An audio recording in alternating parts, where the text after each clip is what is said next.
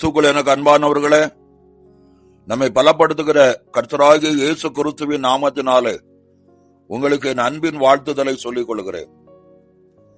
எனக்கு அன்பானவர்களே, இஸ்ரவேல் ஜனங்களை தமக்கு சொந்தமாய் இருக்கும்படி தெரிந்து கொண்டார். தம்முடைய ஜனமாகிய இஸ்ரவேலருக்கும் மற்றவர்களுக்கு வித்தியாசம் காண்பிக்கும்படி தம்முடைய ஜனத்தின் மீது தம்முடைய அபிஷேகத்தை அவர்கள் தலை மீது வைத்து அவர்களை மேன்மைப்படுத்துகிறதை பார்க்கிறோம். சங்கீதம் 23:5 தாவீது சொல்கிறான், என் சத்துருக்களுக்கு முன்பாக நீர் எனக்கு ஒரு பந்தியை ஆயத்தப்படுத்தி என் தலையை எண்ணெயால் அபிஷேகம் பண்ணுகிறீர், என் பாத்திரம் நிரம்பி வழிகிறதே என்று சொல்லுகிறதை பார்க்கிறோம். கிறிஸ்துவுக்கு அன்பானவர்களே, அபிஷேகம் பெற்ற தெய்வ பிள்ளைகள் தீர்க்கதரிசிகளாய், ஆசாரிகளாய், ராஜாக்களாய் எடுத்து பயன்படுத்துகிறார். வெளிப்படுத்தின விசேஷம் 1:6 சொல்லப்பட்டபடி தேவனாகிய கர்த்தர் நம்மை ராஜாக்களாகவும் ஆசாரியர்களாகவும் தேர்ந்தெடுத்திருக்கிறார் என்று சொல்லப்பட்டிருக்கிறதை பார்க்கிறோம். தேவன் நமக்கு கொடுத்திருக்கும் அபிஷேகத்தின் மேன்மையை குறித்து இந்த நாட்களிலே தியானிப்போம். எனக்கு அன்பானவர்களே, தேவ பிள்ளைகளுடைய வாழ்க்கையில் அநேக போராட்டங்கள், பாடுகள், வேதனையின் பாதைகள் இருந்தாலும் அவர் நமக்கு அளித்திருக்கும் மேன்மையான தேவ அபிஷேகத்தால் அதை மேற்கொண்டு ஜெயம் எடுக்கிற காரியங்களை நாம் பார்க்கிறோம். இஸ்ரவேலின் 2வது ராஜாவான தாவீது தேசத்து மக்களுக்கு உண்மையான நல்ல விளக்காய் பிரகாசித்தான். அவன் முதிர் வயதான போது அவனால் சிங்காசனத்தில் வந்து அமர முடியவில்லை. அவனுக்கு ஏராளமான பிள்ளைகள் இருந்தார்கள் என்று பார்க்கிறோம். அதில் அதோனியா என்பவன் சிங்காசனம் காலியாக இருப்பதால் அந்த சிங்காசனத்தில் அமர அவன் ஆசைப்பட்டான். ஒரு கூட்ட ஜனங்களை தன் பக்கம் இழுத்துக் கொண்டு அவன் ராஜாவாக யோசித்தான். ராஜா வாழ்க என்று சொல்ல வேண்டும் என்று அவனோடு இந்த மக்களுக்கு சொன்னான். அதோனியா அவனை ராஜாவாக அபிஷேகம் செய்து கொண்டான். இந்த காரியத்தை தீர்க்கதரிசி ராஜாவாகிய தாவீதுக்கு அறிவித்த போது, தாவீது என்னுடைய கோவேறு கழுதை எடுத்துக்கொண்டு போய் சாலமோனை என் பட்டத்தில் ராஜாவாக அபிஷேகம் பண்ணுங்கள் என்றான். ராஜாவின் கட்டளை நிறைவேற்றப்பட்டது. இதை குறித்து 1 ராஜாக்கள் 1:39 பார்க்கிறோம். ஆசாரியனாகிய சதேக்கு தைல கொம்பை கூடாரத்திலிருந்து எடுத்துக்கொண்டு போய் சாலமோனை அபிஷேகம் பண்ணினார். அன்பானவர்களே, சாலமோன் அபிஷேகம் பண்ணப்பட்டான் என்று கேள்விப்பட்டவுடன் அதோனியாவுடன் இருந்தவர்கள் அதிர்ந்து எழுந்து தங்கள் வழியை போய்விட்டார்கள். அதோனியா சாலமோனுக்கு பயந்தான் என்று 1 ராஜாக்கள் 1:49-50 வாசிக்கிறோம். பிரியமானவர்களே, அபிஷேகம் உங்கள் சத்துருக்களை நடுநடுங்கி விலகி ஓடச் செய்யும். உங்கள் தலையின் மேல் தேவன் தந்த அபிஷேகம் இருக்கும் போது எதிராளி உங்களை கண்டு பயந்து நடுங்கி விலகி விடுவார்கள். எவ்வளவு பெரிய சத்துருவாய் இருக்கலாம், எவ்வளவு பெரிய தந்திரங்கள், தீமையான சூழ்ச்சிகள் செய்தாலும் அவைகள் அபிஷேகம் பெற்ற மனிதர்களை ஒன்றும் செய்ய முடியாது. தேவ அபிஷேகம் நுகங்களை நொறுக்கி போடும். சங்கீதம் 2:3 பார்க்கும்போது, கர்த்தருக்கு விரோதமாகவும் அவர் அபிஷேகம் பண்ணினவனுக்கு விரோதமாகவும் பூமியின் ராஜாக்கள் எழும்பி நின்று அதிகாரிகள் ஏகமாய் ஆலோசனை பண்ணி தேவ மனிதர்களை ஒடுக்கி போட நினைத்தாலும் தேவ அபிஷேகம் பண்ணினவனுக்கு முன்பாக ராஜாக்கள் எழும்புவார்கள், அதிகாரிகள் எழும்புவார்கள். ஆனால் அவர்களின் ஆலோசனை அதமாக்கப்படும். தேவ மனிதர்களுக்காக உண்டு பண்ணின தூக்கு மேடையில் அவர்களே தூக்கிலிடப்படுவார்கள் என்பதை மறந்து விடாதீர்கள். தேவ அபிஷேகம் சத்துருக்களை நடுநடுங்கி கலங்க பண்ணும்.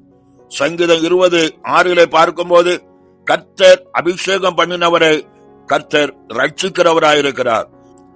தாவீது சத்துருக்களால் அதிகமாய் நெருக்கப்பட்டான். ஆனாலும் தீர்க்கதரிசியினால் அபிஷேகம் பண்ணப்பட்டு அவன் ராஜாவாக சிம்மாசனத்தில் அமரவில்லை. எனவே அவனிடத்தில் குதிரைகளோ ரதங்களோ இல்லாதிருந்தது. தாவீதை பார்த்து எதிராளிகள் அவனிடத்தில் இருந்த குதிரைகளை குறித்து, ரதங்களை குறித்து மேன்மை பாராட்டினார்கள். தாவீதினிடம் மேன்மை பாராட்ட ஒன்றுமில்லை. ஆனால் தேவன் அவனுக்கு அருளின அபிஷேகம் அவன் மீது இருந்தது. ஆனபடியால் எதிராளிகள் முறிந்து விழுந்தார்கள்.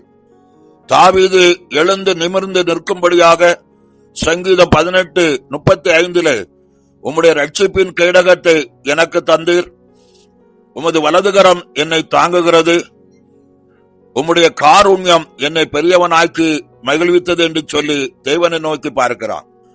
எனக்கு அன்பானவர்களே, தேவ அபிஷேகம் பெற்ற மனிதர்களை ரட்சிக்கும்படி தேவனாகிய கர்த்தர் எழுந்தருளுவார்.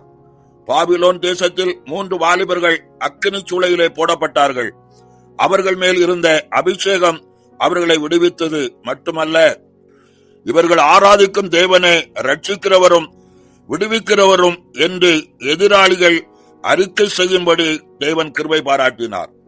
சிங்க கபியிலே போடப்பட்ட தானியேலை கர்த்தர் ரட்சித்தார். யார் சிங்க கபியில் போட காரணமாயிருந்தார்களோ அவர்களே தாவீதின் தேவனை ரட்சிக்கிறவரும் விடுவிக்கிறவரும் என்று அறிக்கை செய்ய கர்த்தர் கிருபை பாராட்டினார். இன்றும் அபிஷேகம் நம்மை பலப்பட செய்கிறது. அதோடு மட்டுமல்ல, நம்மை ரட்சித்து கிருபைக்குள்ளாய் நடத்துகிறது. தேவ அபிஷேகம் பெற்ற தேவ பிள்ளைகளுக்கு அக்கினி சூளையும் சிங்க கபியும் உண்டு. அதை ஏற்படுத்தாமல் கர்த்தர் இருந்திருக்கலாமே என்று நாம் எண்ணக்கூடும். ஆனாலும் தேவனாகிய கர்த்தர் ஏற்ற சமயத்தில் தம்முடைய பிள்ளைகளை விடுவிக்கவும் ரட்சிக்கவும் கடந்து வருவார். எனவேதான் சங்கீதக்காரன் சொல்லுகிறான், நான் மரண இருளின் பள்ளத்தாக்கிலே நடந்தாலும் பொல்லாப்புக்கு பயப்படேன்.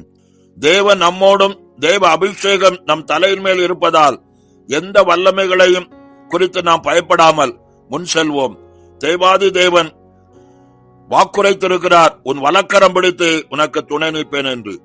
அது மட்டுமல்ல, சங்கீதக்காரனும் 132 சங்கீதம் 17 வசனத்திலே, அங்கே தாவீதுக்காக ஒரு கொம்பை முளைக்க பண்ணுவேன், நான் அபிஷேகம் பண்ணுவித்தவனுக்காக ஒரு விளக்கை ஆயத்தம் பண்ணினேன் என்று வாசிக்கிறோம்.